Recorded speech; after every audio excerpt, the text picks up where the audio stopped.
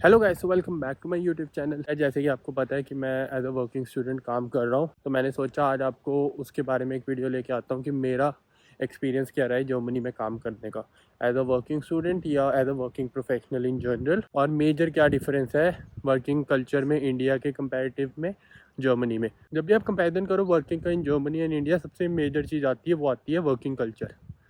सारे लोग यही कहते हैं कि जर्मनी का working culture one of the best है, तो वो क्या वो सच्ची में वन ऑफ द बेस्ट है? तो मैं आपको वही सारी चीज़ें शेयर करूंगा और मेरा क्या एक्सपीरियंस रहा है अभी तक as a working professional Germany में।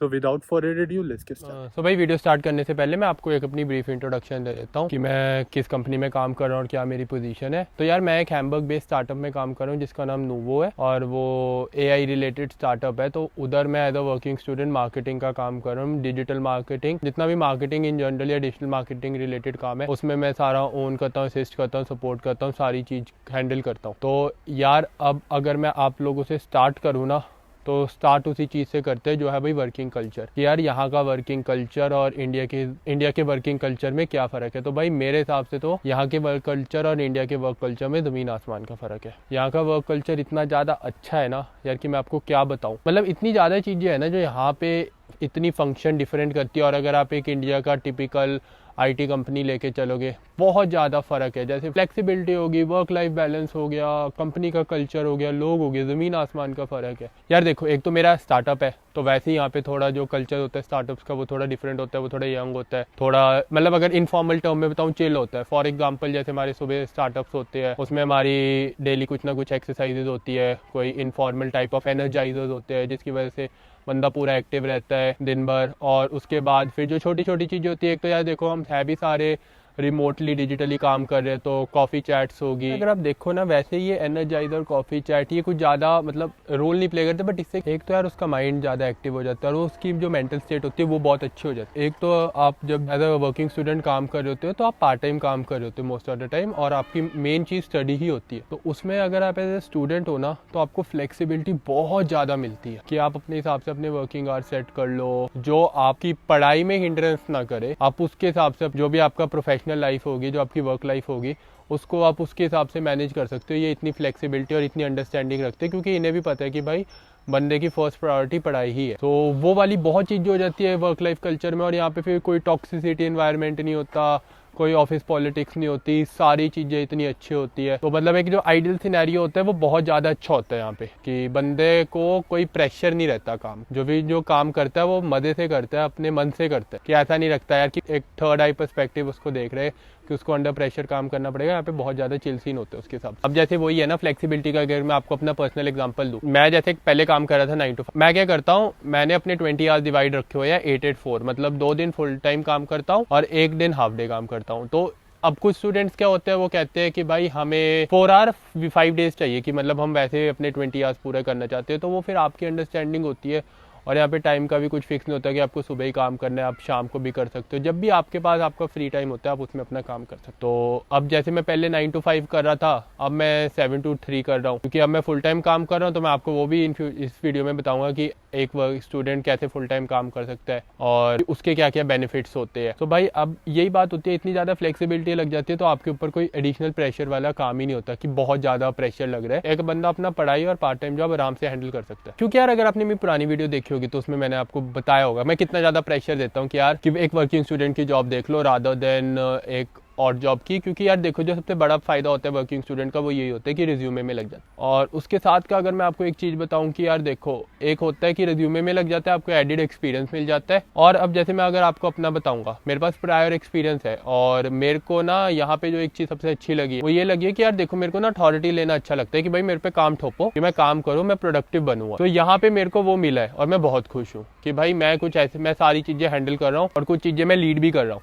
एज अ वर्किंग स्टूडेंट होके। तो वो मेरी पर्सनल ग्रोथ के लिए बहुत अच्छी यार। क्योंकि ऐसा है ना, देखो, अब मेरे पास प्रायर एडिड एक्सपीरियंस है, तो मेरा मेन कंसर्न वही होता था। क्योंकि देखो यार, जब आप वर्किंग स्टूडेंट आप कर तो पार्ट टाइम ही रहे हो, आपका ज़्यादा काम असिस्टेंस का ही होता। मेरा वो नहीं था कि भाई मैं वही स्टार्टिंग के जो बंदा एज अ फ्रेशर आता है वो काम करना चाहता था। मैं कोई ऐसी काम करना चाहता था जिससे मैं अपस्किल भी करूँ और जिसमें मेरी अथॉरिटी भी हो। तो मेरे को यहाँ पे बहुत ज़्यादा फायदा मिल गया कि यार मेरे को वही चीज़ें मिल रही है जो मैं चाहता था। यार देखो, एक और जो मेरे लिए पर्सनल ग्रोथ के लिए बहुत बड़ा बेनिफिट है ना, वो ये है कि ये जो ऑर्गेनाइजेशन है ना, जहाँ पे अभी मैं काम कर रहा हूँ, एक तो सास बेस्ड कंपनी है, प्रोडक्ट बेस्ड कंपनी है, ऊपर से B2B मार्केट में है। तो मेरे को पता है जब मेरी ग्रेजुएशन हो जाएगी और जब मैं जॉब मार्केट में अच्छी तरह एंटर करूँगा तो मेरे पास कितना बड़ा एडेड बेनिफिट होगा। यहाँ पे मेरे को ये था कि मेरे को इस ऑर्गेनाइजेशन में सबसे ज्यादा अच्छा बेनिफिट यही मिल रहा था, एक डिफरेंट मार्केट ट्राई कर सकता हूँ ऑल टुगेदर, और वो मेरी पढ़ाई के साथ साथ चलती रहेगी, मैं एक्सपीरियंस भी गेन कर लूंगा। जब 2 साल बाद मार्केट में एंटर करूंगा तो मेरे को बहुत ज्यादा बेनिफिट मिलेगा। क्या देखो, अगर मैं आपको इन शॉर्ट बता दूं, मेरा जो यहाँ पे एक्सपीरियंस है ना वर्किंग का, वो बहुत ही ज्यादा अच्छा है। और उसमें आई थिंक जो एक मेजर रीजन है वो ये भी है कि कोलीग्स की वजह से यार, क्योंकि देखो एक ऑर्गेनाइजेशन का कल्चर होता है, सब चीज होती है, बट जो मेन चीज होती है वो कोलीग्स होते हैं, कि आपके जो कोलीग्स है वो कितने ज्यादा अच्छे, कितने ज्यादा अंडरस्टैंडिंग है।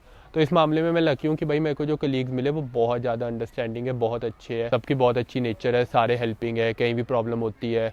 ऊपर से ये भी होता है कि यार देखो कंपनी तो अच्छी होती है, बट उससे ज़्यादा इंपॉर्टेंट ना आपके जो सीनियर लोग होते हैं ना, जो आपके सीनियर पोजीशन में बंदे होते हैं, फॉर एग्जांपल या मैनेजर और आपके हेड ऑफ डिपार्टमेंट, वो अच्छे होने चाहिए। क्योंकि यार देखो आपका ना मेन चीज़ ऑर्गेनाइजेशन पे डिपेंड नहीं करता, आप ये डिपेंड करता है कि आपके मैनेजर कितने अच्छे हैं। अगर आपके मैनेजर अच्छे हैं, वो आपको पुश फॉरवर्ड करते हैं चीज़ों में, तो आपके लिए वो पर्सनल ग्रोथ भी अच्छा होता है, आपका कोई टॉक्सिक एनवायरनमेंट भी नहीं होता, आपकी सारी चीज़ें आइडियल सिचुएशन में अच्छी तरह चल रही होती है, जो मेरे को यहाँ पे केस मिल रहा है। यार एक और चीज़ जो क्वेश्चन राइज होता है बहुत लोगों को, वो ये होता है कि यार आप जर्मनी में काम कर रहे हो तो जर्मन लैंग्वेज तो चाहिए ही होगी। तो यार उस केसेस में मैं मानता हूँ मैं अपने आप को बहुत लकी हूँ, क्योंकि आप देखो जो मेरा स्टार्टअप है ना, जितने भी मेरे कोलीग्स है वो सारे इंटरनेशनल है, मतलब अलग अलग कंट्री, अलग अलग कॉन्टिनेंट के है। तो उसमें मेरा बहुत बड़ा फायदा ये हो गया है कि अब हमारी डिफॉल्ट लैंग्वेज ही इंग्लिश बन गई है, क्योंकि जब 2 लोग बात करते होते हैं तो पता है common language max to max cases में इंग्लिश ही आ रही है। कुछ केसेस है जैसे मेरे दोस्तों के, वो बताते हैं कि अब देखो यार अगर आपकी पोजीशन इंग्लिश है ना, आपका काम सारा इंग्लिश में होगा, उसकी टेंशन ना लो। लेकिन पता है क्या हो जाता है, एक चीज हो जाती है, देखो अगर आपकी एक टीम है,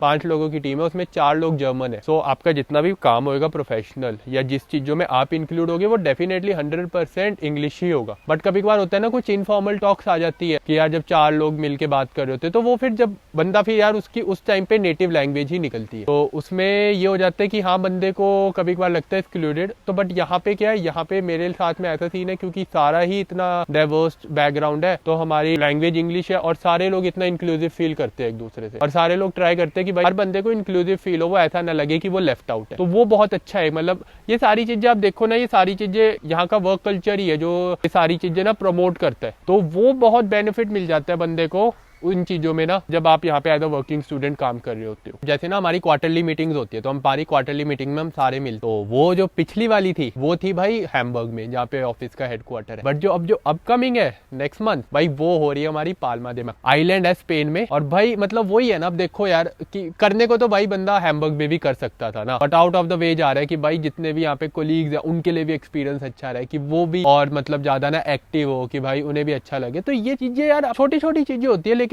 जब आप इन चीजों को सबको जोड़ते हो ना, तो एक बहुत बड़ा रिजल्ट आता है। क्योंकि यार वही बात है, जब मैं भी इस चीजों को सेल्फ रिफ्लेक्ट कर रहा हूँ, तो यार अब ऐसा होता है कि जैसे जहाँ पे मैं न्यूरनबर्ग रह रहा हूँ, वहाँ पे आपको सेकंड ईयर के भी फाइनेंसेस शो करने पड़ते हैं। तो पहले ईयर का तो ब्लॉक अकाउंट डिप्लीट हो रहा था और काम कर नहीं रहा था मैं, तो जो मैंने सोचा था कि यार एक रिस्क ले लेते हैं कि वर्किंग स्टूडेंट में ही ज्यादा फोकस करता हूँ स्टार्टिंग के मंथ में, और अभी और जॉब को रहने देता हूँ। क्या वो डिसीजन ठीक था कि गलत था? अब मेरे को यहाँ पे कॉन्ट्रैक्ट मिल गया, अब मैं उस कॉन्ट्रैक्ट को as a financial mean show कर सकता हूँ, और मेरे को लग रहा है कहीं ना कहीं कि यार जो मेरा वो डिसीजन था ना, कि जो मैं वर्किंग स्टूडेंट के ऊपर ज्यादा फोर्स कर रहा था अपने आप, वो कहीं ना कहीं फ्रूटफुल आ रहा है। अब यार क्योंकि वही है, देखो यार जब आप सोचते हो ना, अगर सपोज करो, एक तो वर्किंग स्टूडेंट के लिए बंदा दिमाग प्रेशर बहुत होता है कि यार इंटरव्यू देने हैं, रिजेक्शन आएंगे, CV दो, बंदा गो एंड थ्रू करता है उनके HR के साथ, मैनेजर्स के साथ कि भाई क्या सिचुएशन चल रही है स्टेटस का। और अगर आप एज अ और जॉब के एग्जाम्पल ले लो, उसमें ज्यादा इतनी टेंशन की बात नहीं होती, एक दिन जाएगा कॉन्ट्रैक्ट साइन करेगा और अगले दिन से काम करने लग जाएगा। बट और ऊपर से ऐसा भी होता है, क्योंकि यार देखो जब बंदा एक टाइम पे बंदा यहाँ पे काम करने लग जाता है ना, तो फिर जब पैसा आने लग जाता है तो वो बहुत मुश्किल हो जाता है। क्योंकि यार देखो पैसे पे तो नाम लिखा नहीं है कि कहाँ पैसा तो पैसा ही है। तो बंदा सोचता है कि यार अब मैं और जॉब लग ही गया हूँ, तो क्या भाई अब मेरे को वर्किंग स्टूडेंट की जॉब ढूंढनी, कि और जॉब से भी तो पैसा कमा रहा हूँ। और कुछ केसेस में तो ऐसा भी होता है कि बंदा और जॉब से ज्यादा पैसे कमा रहे होता है as comparison to working student in initial month and year. तो फिर वहां पे आता है कि भाई जो मैंने रिस्क लिया था वो मेरे को लग रहा है कि कहीं ना कहीं हाँ भाई फ्रूटफुल डायरेक्शन में जा रहा है, और ये जो मैं अपनी लॉन्ग टर्म विजन लेके चल रहा था उस पर कहीं ना कहीं ऑन ट्रैक ही हूँ मैं। यार वही है ना, देखो एक बार आप 2-3 महीने काम करने लग जाओ, फिर आपका लाइफस्टाइल उसके हिसाब से बनने लग जाता है। एक बहुत बड़ा फैक्टर होता है कि जब आप ब्लॉक अकाउंट के पैसे खर्च रहे होते हो तो वो आप हर चीज़ को यूजुअल केसेस में कन्वर्ट करते हो, क्योंकि वो पैसा आपने INR से यूरो में कन्वर्ट किया। लेकिन जो आप यहाँ पे पैसा कमा रहे होते हो वो आप यूरो में ही कमा रहे होते हो, और फिर एक आपका एक सर्टेन लाइफस्टाइल बन जाता है। और वो बहुत मुश्किल होता है कि यार 2 महीने बाद कि यार वही प्रेशर जो मैं 2-2.5 महीने पहले फेस कर रहा था, रिजेक्शंस का, ये सारी चीज़ें होगा, वो यार मैं दोबारा करूँ या जो मेरी और जॉब चल रही है उस पर ही फोकस करूँ। क्योंकि यार देखो ये वाली जो चीज़ है ना, ये पर्सन टू पर्सन डिपेंड करती है। अब अगर किसी बंदे के घर पे फाइनेंशियल एबिलिटीज़ है तो फिर फर्क नहीं पड़ता कि बंदा क्या काम कर रहा है, तो उसको पहले अपने फाइनेंसेस इन ऑर्डर लाने पड़ते। तो हाँ, उस केसेस में ऑफकोर्स मेरी यही सजेशन है कि भाई जो आपको काम मिल रहा है, आइदर वर्किंग स्टूडेंट या और जॉब, आप स्टार्टिंग में करो, अपने फाइनेंशियली थोड़ा सिक्योर हो, फाइनेंशियली अपनी लाइबिलिटीज़ है वो सारी कम करो, उसके बाद ये डिसीजन लेना शुरू करो। बट हाँ कि अगर आपके पास नहीं है तो मेरी हर वक्त यही एडवाइस रहती है, क्योंकि भाई लॉन्ग टर्म विजन देखो, लॉन्ग टर्म में आपको जिस चीज़ में ज़्यादा बेनिफिट मिल रहा है वो चीज़ को ऑप्ट करो। तो यार अब एक चीज़ होगी ना, अब देखो जैसे मैं आपको भी वर्क कल्चर बताता था कि इतना ज़्यादा होता है, लेकिन एक चीज़ होती है कि भाई वर्कलोड भी तो है। तो मैं आपको जो पहले बता रहा था कि हाँ आपकी पढ़ाई और काम दोनों मैनेज हो जाते हैं, वो क्या है मतलब यार देखो, अगर मैं आपको अपना पर्सनल केस में बताऊँ ना, अब अगर आपने इंडिया में काम करा एक टिपिकल IT फर्म में, अगर आप वहाँ का वर्कलोड यहाँ के वर्कलोड से कंपेयर करोगे ना, आपको लगेगा कि यार यहाँ का कोई वर्कलोड है ही नहीं। तो मतलब क्योंकि यहाँ पे चीजें इतनी अलग तरीके फंक्शन करती है ना, यहाँ पे ना आपका अगर आप वर्कलोड का प्रेशर लेके चल रहे हो ना कि भाई मेरे को मेंटली भी तो अपने आप को इन्वेस्ट करना पड़ेगा इधर, कि यहाँ पे वर्कलोड होगा, रिजल्ट्स लाने पड़ेंगे, जो टारगेट्स है वो अचीव करने पड़ेंगे, तो वो चीज़ें मैनेज हो जाएगी पढ़ाई के साथ, तो भाई वो आराम से हो जाता है, उसमें कोई प्रेशर नहीं। यहाँ पे मतलब वर्कलोड पूरा चिल सीन है। अगर मैं आपको बोलूँ ना, कोई ज़्यादा वर्कलोड नहीं होता। अगर आप इंडिया में सर्वाइव कर चुके तो आपकी जो जर्नी होगी वो बहुत चिल होगी। अब एक और पार्ट भी है कि अगर आपने इंडिया में कभी काम ही नहीं किया, क्योंकि बहुत स्टूडेंट्स होते हैं वो एकदम बैचलर्स के साथ मास्टर्स आ जाते हैं, तो मैं आपको ये चीज़ बोलता हूँ कि भाई जो जर्मनी का वर्क लाइफ बैलेंस है, उसको आप एक बेंचमार्क सेट कर सकते हो कि इन फ्यूचर भी अगर आप कहीं और काम करो, कि अगर आप इस चीज़ को बेंचमार्क सेट करोगे तो वो आपकी लाइफ के लिए और पर्सनल ग्रोथ के लिए भी बहुत ज़्यादा अच्छा होगा। मतलब अगर वही मैं अपना पर्सनली एक चीज़ बोलूँ भाई, जितना मैं वर्कलोड इंडिया में संभाल रहा था, जितने टास्क इंडिया में संभाल रहा था और जितने टास्क यहाँ पे संभाल रहा हूँ, वो ज़मीन आसमान का फर्क है। कि वो भी कह सकते हैं कि मैंने एडिड एक्सपीरियंस गेन किया, तो एक लेवल ऑफ फिनेस आ जाती है, जो गलतियां मैं पहले करता था वो नहीं कर रहा। बट स्टिल एक इन जनरल बताऊं, यहाँ का वर्कलोड कुछ नहीं है, specially for a working student. मैंने प्रोफेशनल लोगों से भी बात करी है, उनका भी एक चीज़ है भाई, जिन्होंने इंडिया में काम किया हुआ है ना, वो कहते हैं भाई यहाँ का वर्कलोड कुछ है ही नहीं, उनकी ज़िंदगी प्रीटी चिल चल रही है। एक और चीज़ होती है जो मैं हर बार बोलता हूँ, जॉब से एक और बड़ा फायदा होता है कि बंदा यार बिजी रहता है, कि एक आपकी स्टडी लाइफ होती है, कॉलेज लाइफ होती है, साथ के साथ एक प्रोफेशनल लाइफ होती है, तो बंदा बिजी रहता है यार। क्योंकि मेरा मानना ये है कि बंदे को अपने आप को बिजी रखना चाहिए, खासकर अगर आप अकेले रह रहे हो किसी पराये देश में, क्योंकि जब बंदा बिजी रहता है तो उसका दिमाग फिर वो 1 AM थॉट्स पे नहीं पड़ता, जो बहुत ज़्यादा जो मैंने, अगर आपने मेरी पुरानी वीडियोस देखी होगी तो मैंने उस पर कितना ज़्यादा फोकस किया, तो वो एक बहुत बड़ा होता है कि भाई बंदा बिजी रहता है, बंदा प्रोडक्टिव रहता है, और तो वो भी बहुत एक बढ़िया चीज़ होती है। अब यार देखो, कुछ जनरलाइज चीज़ है जो मैंने काम करते हुए सीखी है, जो मैं आप लोगों को बताना चाहता हूँ कि आप लोग भी ये चीज़ अपनी बैक ऑफ द माइंड रख पाओ। क्योंकि अब आपको पता होता है कि यार देखो, आप जर्मनी में फुल टाइम काम कर सकते हो, तो कुछ लोग क्या करते हैं, वो साल भर काम नहीं करते, वो 3-4 महीने में अपने 120 फुल डेज पूरे कर देते हैं। तो कहते हैं कि भाई मैंने साल भर काम नहीं करना, मैं 3-4 महीने में फुल टाइम काम करके अपना निकाल लूंगा। अगर आप वो मेरे से पूछो कि अक्षुन यार आप क्या प्रेफर करते हो कि हम साल भर पार्ट टाइम काम करें या 4 महीने में जो टाइम होता है उसमें फुल टाइम काम करके निकाल दे, तो यार देखो पर्सनली मैं आपको प्रेफरेंस दूंगा कि आप part time 20 hours a week में ही चलो, 240 हाफ डेज पूरे करो। उसका सबसे मेजर जो चीज़ है ना वो ये है कि भाई आपके ना टैक्सेस कम कटते हैं।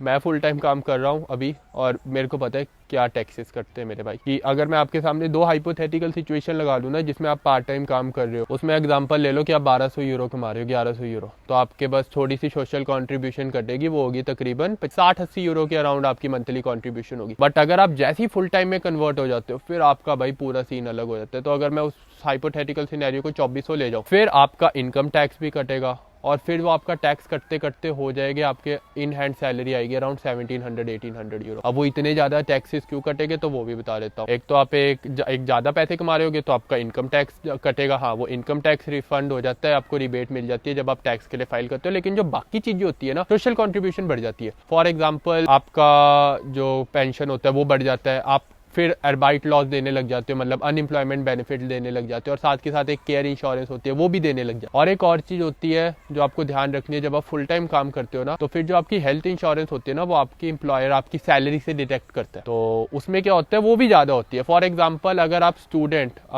आपके जब अकाउंट से पैसे कट रहे हैं तो वो 120-125 यूरो मंथली करते हैं, बट जब आप फुल टाइम काम करते हो ना तो आपके अराउंड 150-180 यूरोस कटते हैं। जब आप पार्ट टाइम काम करते हो ना तो आप ज़्यादा पैसे कमा सकते हो, बट जब आप फुल टाइम काम करते हो तो आपके टैक्सेस बहुत ज़्यादा हो जाते हैं देने को, तो वो चीज़ ट्राई करो कि भाई यहाँ पे आओ और आप ट्राई करो कि आप पार्ट टाइम ही काम करो ज़्यादा से ज़्यादा। मंथ अगर ईयर के स्टार्टिंग में आपको काम मिल गया उसको एज अ पार्ट टाइम ही कंटिन्यू रखो। हाँ, अगर आपको लगता है मेरे दिन बच रहे हैं तो ऑफ कोर्स वो 1 महीने के लिए आप फुल टाइम काम कर सकते हो। इसलिए मैं आपको यही सजेशन दूंगा, अगर आपके डेज बच रहे हैं तभी यूटिलाइज करो, क्योंकि अभी मेरे बच रहे हैं और मेरे को भी 120 डेज पूरे करने हैं और मेरे कुछ और रीजन भी है जिसकी वजह से मैं अभी फुल टाइम काम कर रहा हूँ। भी कभी फ्यूचर में बताऊंगा कि मैं फुल टाइम क्यों काम कर रहा हूँ। मेरा पैसा मेन कंसर्न नहीं था, मेरी बाकी चीज़ें मेन कंसर्न है। तो बट मैं आपको यही सजेशन दूंगा कि आप ट्राई करो कि आपको पार्ट टाइम जॉब आप 20 आवर्स अ वीक ही रखो। 20 आवर्स अ वीक को मेन प्रेफरेंस दो।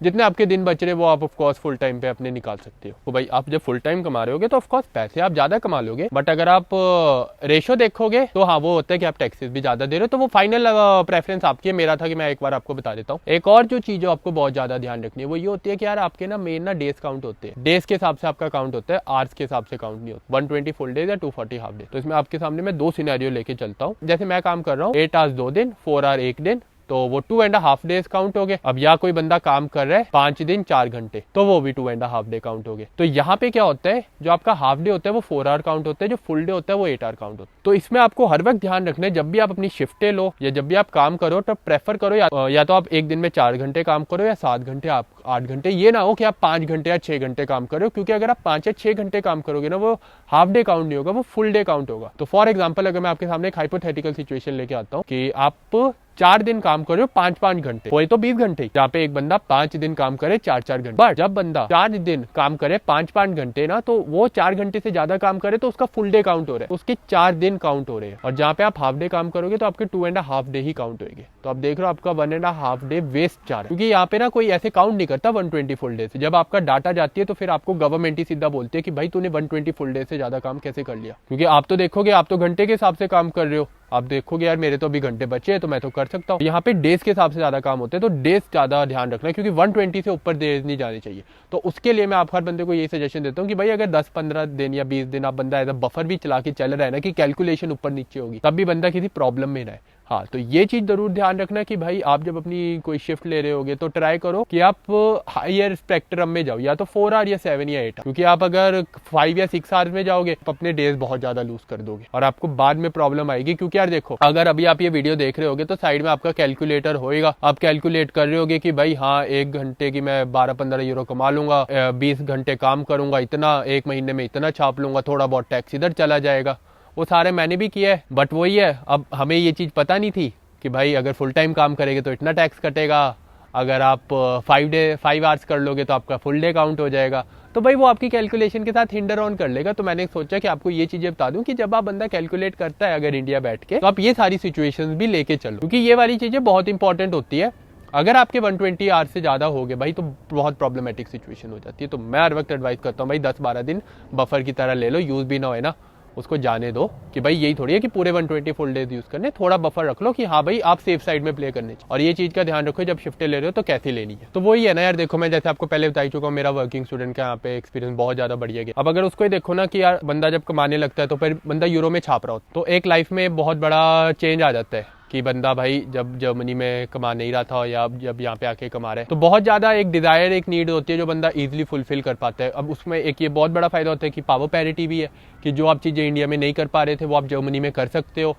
और ऐसा भी नहीं है कि आपकी पॉकेट में कोई बहुत बड़ा स्ट्रेन आएगा। अगर आप एज अ स्टूडेंट हो और आप समवेयर 4 फिगर में कमा रहे हो मंथली, तो आपको कोई प्रॉब्लम नहीं आएगी। आप यहाँ पे अपने गोल डिज़ायर जितने भी आपके पर्सनल चीज़ें वो आराम से आप फुलफिल कर सकते हो। तो वो भी बहुत ज़्यादा फायदा होता है कि बंदा नया एक्सपीरियंस गेन करता रहता है। वही ना, इन जनरल बंदे का स्टैंडर्ड ऑफ लिविंग बहुत ज़्यादा इंप्रूव हो जाता है। अभी वही है ना, जैसे अगर मैं आपको एंडिंग करूँ कि अभी हाँ मैं एज अ फुल टाइम काम कर रहा हूँ, फुल टाइम और पार्ट टाइम में इतना ज़्यादा मेजर डिफरेंस नहीं है। हाँ ये होता है जब आप फुल टाइम काम कर रहे हो तो आप पे रिस्पॉन्सिबिलिटीज ज़्यादा आ जाती है, क्योंकि जर्मन लॉ भी अलाउ करता है जब आपके लेक्चर नहीं चल रहे होते तो आप उसमें फुल टाइम काम कर सकते हो। तो वो तो है ही एडेड बेनिफिट। तो बाकी जैसे कि मैं पूरी वीडियो में आपको बता ही रहा हूँ कि भाई मेरा एक्सपीरियंस बहुत अच्छा निकला है। और अब मैं आपको इनकमिंग वीडियोस में मैंने सोचा कि मैं 2 वीडियो स्पेसिफिकली बनाऊंगा कि आप और जॉब कैसे अप्लाई कर सकते हो और as a working student job कैसे अप्लाई कर सकते हो, क्योंकि दोनों की अप्रोच डिफरेंट है। तो अगर तो आपने वो वीडियोस देखनी है और आपने अब तक मेरा चैनल सब्सक्राइब नहीं किया तो do subscribe to my YouTube channel.